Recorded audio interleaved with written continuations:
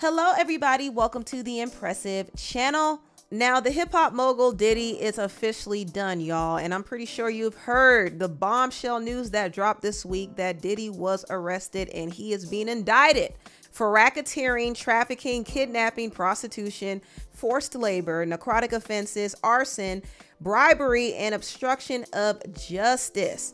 So Diddy got hit with the big whammy, y'all. They got him on the RICO charges because he was using his enterprise to carry out illegal activity. They also got him on the trafficking charges, and they got him on transporting prostitutes, which are all serious crimes, and he could be facing up to life in prison. So essentially, Diddy is a freaky mob boss who finally got taken down after 30 years of terrorizing the industry and countless other victims. Now, Diddy's not the only person going down, okay? There are a lot of people who were complicit in his criminal activity, including his head chief and staff and his right-hand woman, Christina Coram or Karam. I don't know if I'm pronouncing it right, but essentially she was like a Ghislaine Maxwell and Diddy was like Jeffrey Epstein. It was said that Diddy was out here recording celebrities, politicians, and other people of influence at his little parties, okay? Everybody wanted to go to the Diddy party, but little did they know, a lot of them were being recorded without their knowledge, and some of them were being recorded doing some freaky stuff and some illegal stuff. And the FBI sees all of the incriminating tapes and images of these people, and there is a lot more for them to collect. The feds also seized all of his guns and controlled substances and his baby oil and lubricant. And they said this man had over 1,000 bottles of baby oil and lube. Now, if you remember Cassie's lawsuit against Diddy, she did say Diddy made her pour excessive amounts of oil on her body during their freak-offs. Now, if you don't know what the freak-offs are, basically, Diddy would force Cassie to perform acts on male escorts while he would watch and record and collect the footage for blackmail. And Cassie is not the only person he did this to, but she was the person who let the cat out the bag. And these freak-offs would last for days sometimes, and she would be high. And she would actually have to recover by using an IV drip. I mean, the freak-off sessions were just insane. Just insane. But baby oil and lube were an absolute must. And he made his victims and escorts use it. And he also was using oil and lube, slipping and sliding everywhere, just doing the nasty, busting it wide open, but no condom in sight, though. If you notice, condoms weren't mentioned, but they collected a whole bunch of oil and lube. So you could only imagine the STDs that were passed around. And I do remember there was an interview of this guy named Jonathan Odie. He was taken into custody because he blasted up the Trump Towers, and they interrogated him. And he revealed that he participated in the freak-offs with Diddy and Cassie, and he actually caught something. I had sex with Cassie and Sean. Basically, he would masturbate and tell me what to do with Cassie. I had like 15 encounters. I was like a sex slave, okay? I caught herpes, and I came back and I sued him for the herpes and won. Now, Diddy did plead not guilty to all of these charges, but I mean, the baby oil and the lube is a dead giveaway. That man is guilty as sin, and he tried to get out on bail. He offered up $50 million to get out, and that was denied. He tried to get out again, and that also was denied because the feds don't trust Diddy. If they were to let him out on bail, who knows what he would try to do. Now, I don't think he would be trying to run because they have tabs on him. However, he could very well be trying to intimidate and pay off witnesses because he tried to do that with one of his former artists named Kalina Harper. Kalina was a part of his short-lived group Dirty Money, and another one of the members from Dirty Money is named Dawn Richard, and recently she filed a lawsuit against Diddy and pretty much confirmed the trafficking allegations, and she also observed Diddy put the pause on Cassie. Dawn's lawsuit made Diddy freak out big time, and he actually started harassing Kalina. He called her 54 times in one day and made her say that she didn't see him do anything. And see, this is what the feds don't want. They don't want him to tamper with the witness because that's what he's going to do if he's out on bail. So he's going to be stuck in prison up until it's time for trial. Now, hopefully nothing happens to him in prison because Jeffrey Epstein was locked up in New York as well. And He died. They say that he took his life, but I don't believe that. I believe that he was taken out because he knew too much. And Diddy is another person who knows too much. And I don't think Diddy worked alone. I mean, yeah, he had his accomplices and people who worked under him, but I think that there were people above him that were instructing him on how to do this whole trafficking thing. I do think that this whole trafficking ring is way bigger than him. There are more powerful people involved, and it's really just some Illuminati stuff. And Diddy learned how to do this. Like, in order for him to rise in the ranks of entertainment, he had to participate in rituals. He had to sell his soul and booty hole. And in exchange for that, he was able to be a gatekeeper. He was given money to fund his careers, his ventures. He was given his own label, and he was able to be protected and keep the money flowing in by allegedly selling out to some of these wealthy billionaires and these wealthy label executives. In fact, the producer Lil Rod said in his lawsuit that the CEO of Universal Music Group, Lucian Grange, allegedly was funding Diddy's criminal enterprise. He was giving Diddy funds for his label, and he knew that Diddy was using it for illegal activity.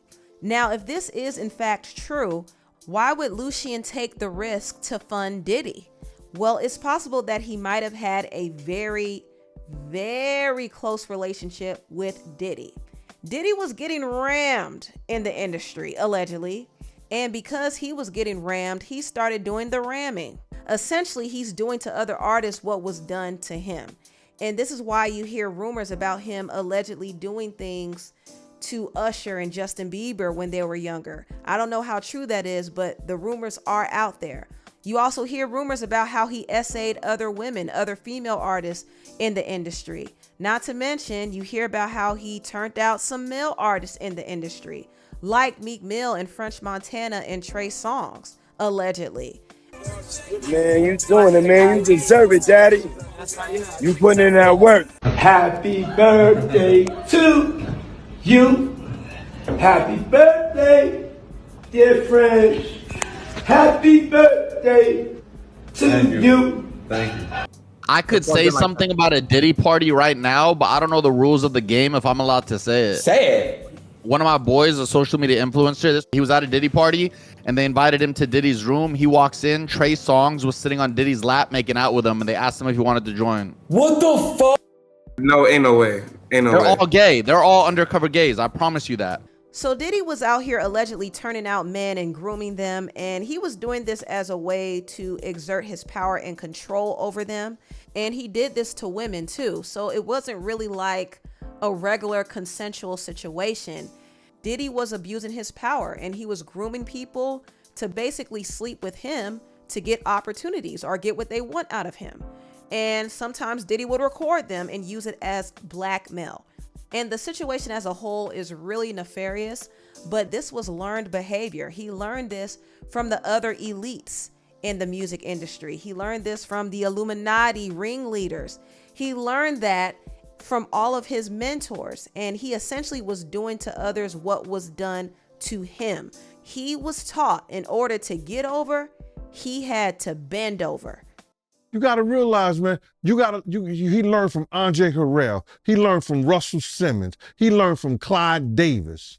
There's some dirty type of stuff going on because whatever room they are in at the W, whatever room they are in, you could see why would grown men be sitting around with their dick out and sitting there and what's his name, jerking dude's dick, jerking one of their dicks. I think it was Divine, but I have locked it in my safe deposit box. I done had this tape for 4 weeks. What are all these three guys doing? Are they doing something deranged? I mean, like, this happened when they had the Hip Hop Awards when T.I. was out of jail, and T.I. is in it. You got what's his name, Harrell. You got what's the guy named Divine Stevens, and a few other guys. I can't think of the other guy's name, but Stephen Hill was jerking Divine Stevens. And I got that to show you. So when you get that, if you show that before the BET Awards, they done. He's done. Now, the clip I just played is a very old clip. It was from 2011, and some celebrity bodyguard claimed to have a tape of Diddy, T.I., Divine Stevens Stephen Hill, Nas, and I think Andre Harrell as well on tape. We haven't seen the tape, so I can't confirm if it's true or not, but I will say this. If it is true, it probably was another one of those little initiation ritual type things. A lot of these people in the industry have been doing things like this to get ahead. Diddy was not the only one. He was not the only one. Now, there was one powerful person in the industry who protected Diddy, and that was Clarence Avant. Clarence Avant was the black godfather of the entertainment industry. I believe he was Boulay. He might have been a part of the Boulay. I don't know, but he had a lot of power and a lot of respect. He protected and helped the careers of a lot of black entertainers. And he also protected them from getting screwed over. And I mean, literally, he protected them from getting screwed. I'm gonna give it to you raw. Clarence makes sure that you don't get f***ed. Straight up. There's a lot of f***ing going on in the entertainment industry, the music industry. Everybody's getting caught up into something. I'm cured now, though, everybody. I'm cured. Everything's good. You know, y'all can have me over for dinner. Everything is good. Now, Diddy sounded very crazy in that clip, and he definitely was lying about being cured, but he wasn't lying about Clarence protecting him and protecting other people. Clarence was very powerful and connected, and he had a lot of respect in the industry, but he passed away last year. He passed away in August, and what I find to be very interesting is months later after he passed, Diddy was exposed. Cassie filed that lawsuit, and everything went downhill for Diddy. See, Diddy lost his protection. Losing Clarence was a huge loss to a lot of people, not just Diddy, but also JayZ. And JayZ had to run behind another billionaire named Michael Rubin for protection once Clarence left. So now he's doing business and getting sponsored by billionaires like Mike Rubin and Robert Kraft, who I don't believe are going to stay in his corner forever. But right now they are his temporary protection. Diddy, on the other hand, has no protection. I think he crossed a lot of powerful people. He angered them. He had them recorded without their knowledge. And now they're scrambling. I mean, did you hear about the CEO of 300 Entertainment, Kevin Liles, stepping down right after Diddy was indicted? That's not a coincidence. Like, these guys are panicking because they have ties to Diddy. And they know that if he goes down, they're going to go down too. Yes, I want Diddy to go down because he's guilty of a lot of crimes, but make no mistake about it, he did not do this alone. He had elites funding his criminal enterprise. He had the police in his back pocket. And that's one thing that kind of annoyed me about the indictment, because they didn't point out the fact that Diddy had ties to law enforcement and he was paying off police to suppress evidence and make his crimes go away. Dawn said in her lawsuit that Diddy literally had police officers at his parties. That's how deep they were in his pockets. And it wasn't only that. The producer Rodney, aka Lil Rod, said in his lawsuit that Diddy's head of security, Fahim Muhammad, used his connections to the LAPD to help cover up Diddy's crimes, which included a shooting that happened in Diddy's studio. Also, another thing to note that I find very suspicious is Diddy has close ties to Corey Gamble. Corey Gamble used to be his nanny, and Kanye put it out there that Corey is with the CIA. Yes, Corey's CIA. Like, he didn't even have to say it. I know it.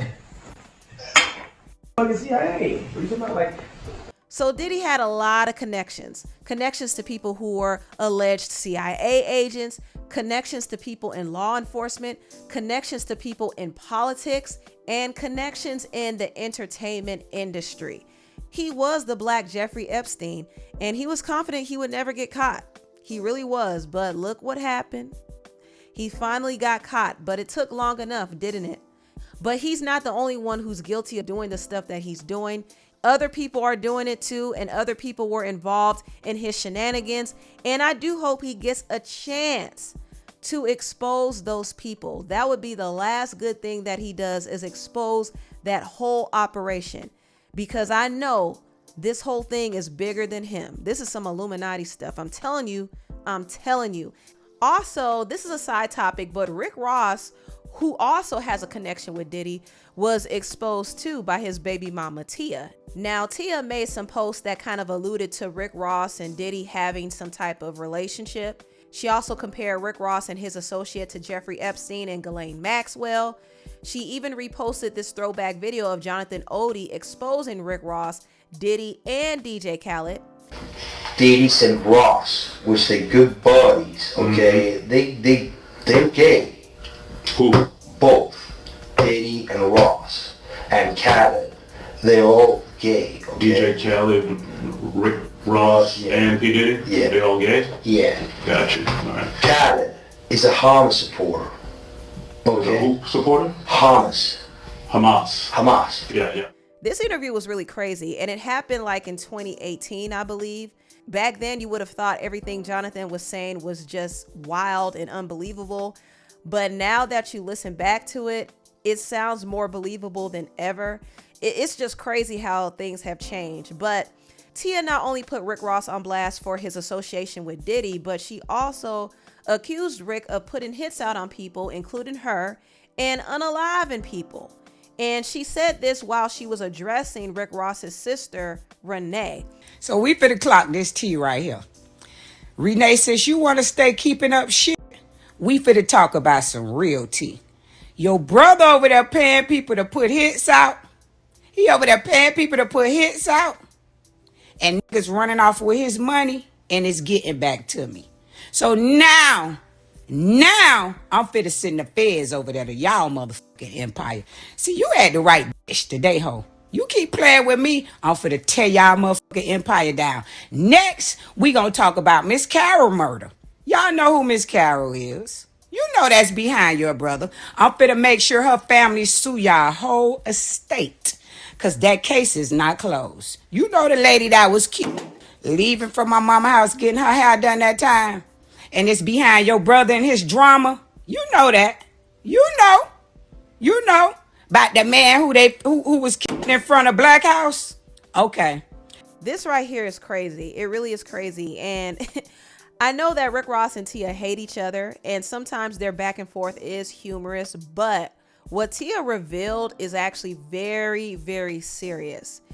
And if what she's saying is true, Rick Ross might be the next person that is looked into. I mean, the fact that he has connections with Diddy kind of makes him suspect already. So, this industry is going under, y'all. It's going under. Anyway, tell me what y'all think about this video down below. Please like, comment, and subscribe, and share this video if you care. Thank you so much for watching, and I'll see you next time. Bye.